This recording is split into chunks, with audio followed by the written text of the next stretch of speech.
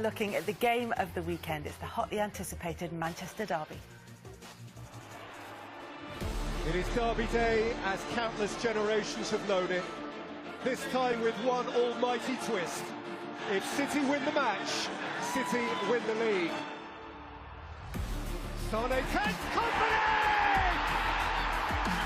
The captain likes to touch paper. Always him on Derby Day.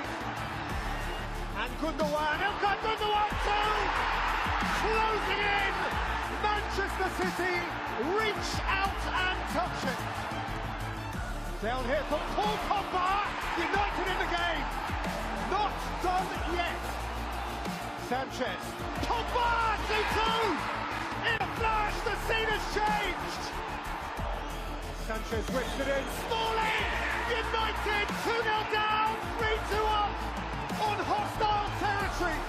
That is phenomenal. Where has this come from? Aguero calling for it. This is Kun Aguero who's put over Young, and Martin Atkinson has waved away the appeals. Sané's cross, Aguero, oh what a save! That is brilliant to hear. How has he reached that? Jose's Reds have delayed the blue parade. The final score remarkably at a stun Etihad. Manchester City 2, Manchester United 3. Well, that's what happened in this fixture last time around. This time, what can we expect? I think we expect to see Manchester City will have the lion's share of the ball again, and I can see it being exactly the same thing, Kels, with Manchester City taking the lead and Man United being stung into action, because I don't see it being a Man United team that I haven't seen in the last few weeks, or I've seen since the start of the season, a Man United team take control of a game from the start, and I don't expect that to happen against City. So I think we might see something of the same, depending on how City start, how quickly City start and score. Yet you do have a Manchester United side who maybe the performance in Europe wasn't necessarily there, but the result was, and the manner the result will have lifted the players, will have lifted people around the club. Can that have a bearing on it, do you think? Yeah, I think so, because I mean, really, given recent performances, you'd come into this game expecting City to maybe beat them quite easily. And United haven't played all that well in so many recent games, and yet they're still getting results. And it does feel as if that, even if they're not playing well, all those late goals are building up in that. It means that even when they have bad patches in games, they feel like they can get through it in a way that wasn't happening a month ago. But in terms of how it's set up, I mean, you'd expect Jose to sit back deep like he always does in these games, particularly against Man City and against Guardiola. But yeah, that doesn't seem to suit United at the moment. Like, but I'm not sure if that's exactly what he's done, particularly in games against the top six away from home. If we look at that game, take that one as an example, against Manchester City, the win against Arsenal, the 3-1 win, there was almost an element of recklessness to their play.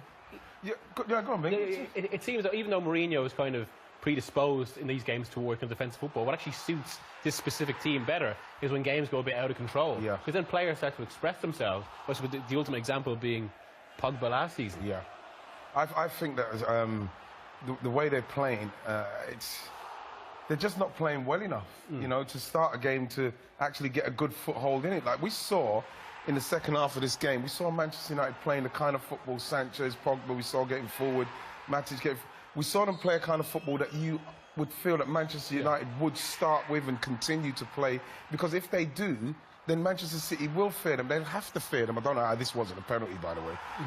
But the fact is they just can't start far. They don't start quick enough. And I think that this time City will learn from that, and they will be ready. They'll be ready for that. Why don't they start quickly enough? What could cause that? I honestly don't know. Even when you heard Mourinho talking about how disappointed he is with the way they played in the first half of games, he said he can't put his finger on it. I don't know what's wrong with the players. I don't know why they don't start. What is it, a pressure thing? I haven't got a clue what it is, why they don't start well, because I don't think the manager sets them up to start slowly, because the intensity, we've seen that they're able to reach in games. Why can't they start the games with the same intensity? I was in Turin this week for the Juventus game, and this was brought up beforehand about, have you been training actually good starts? And he says, yes, we have, but we don't know if it's fixed. And is it a psychological thing or something like that? Because they did actually start okay against Juventus. It's got to be a psychological thing, because we've seen that it's almost as if when they've been stung into action, they've got no choice but to play like that. So it seems like it's very difficult for them to get themselves in that mindset unless they're behind, because that would have been a major embarrassment to them. Manchester City, who were absolutely dominant, won it by beating them comfortably. And second half, they came out and it was a different Manchester United. A different Manchester United, and there is an argument for saying that they're growing into this season as well.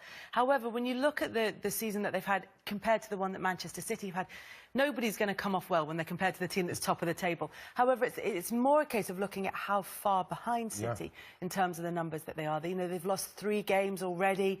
They've conceded, they've scored 19 goals. City scored 33, conceded 18 compared to 4. And obviously you can see the difference in the points total. It's just the fact that City are so dominant in the games that they're I don't think City are the team that they should be looking to try and catch. Obviously the derby, and you want to make sure that you have some pride in it and you play well and do what they maybe did last season. But I think they've got to be looking for whoever they can reach in the top 4.